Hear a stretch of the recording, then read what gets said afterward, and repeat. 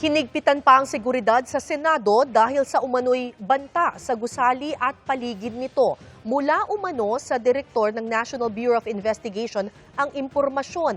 Kaya kinwestiyon yan ni Senador Alan Peter Cayetano. Nakatutok live si Ian Cruz.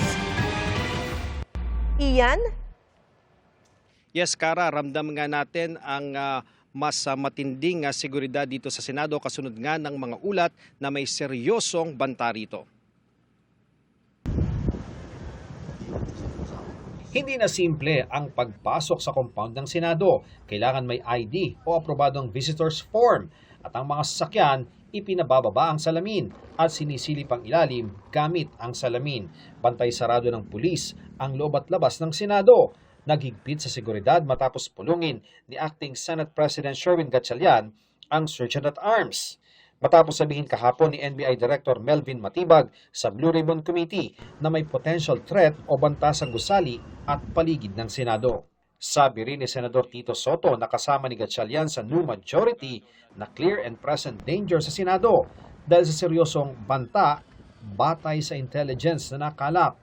Pero ang bantang yan, kinwestiyon ni Senador Alan Peter Cayetano kung bakit hindi na ibahagi sa lahat ng senador. Patuloy niyang iginigiit ang pagiging Senate President at nagtatanong kung anong klase ang banta, sino ang nag-assess at ano ang ebidensya. Pagpunto niya, hindi naman galing ang impormasyon sa Senate Office of the Sergeant at Arms o OSAA na siya anyang inatasan ng konstitusyon ng mga laga sa Senado. Dapat anyang timbangin muna ang impormasyon kung galing sa NBI na ipinunto niyang humarang kay Senador Ronald Bato de la Rosa noong May 11 at sinisi niya sa pamamaril sa pagitan nito at ng Senate Security noong May 13.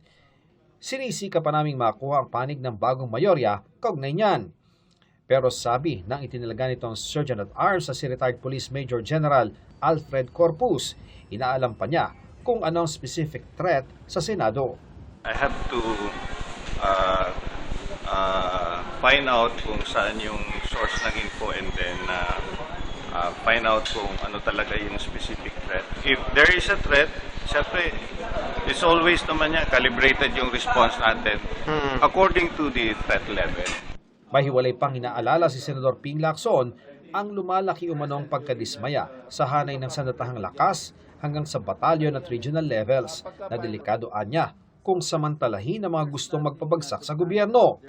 Naugnay umano ito sa power play sa Senado, flood control scam at pagmahal ng bilihin, bagaman sketchy and raw o malabong impormasyon pa. It is now being validated and it has been referred to the proper authorities.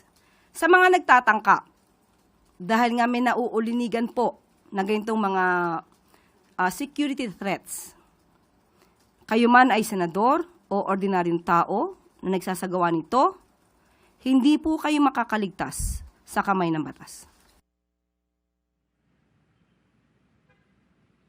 Kara, naglabas din ng memo si Senate President Pro Tempore Win Gatchalian kaugnay nga sa heightened security measures na ipinatutupad ngayon dito sa Senado. Inatasan niya rin ng Senate Secretary na i-secure ang lahat ng record at dokumento ng Senado at nagpapatupad din ng no visitors policy. Hinihikayat din ang lahat ng mga empleyado na mag-work from home muna hanggang sa Huwebes. Yan ang latest mula rito sa Senado. Balik sa iyo, Kara. Maraming salamat, Ian Cruz.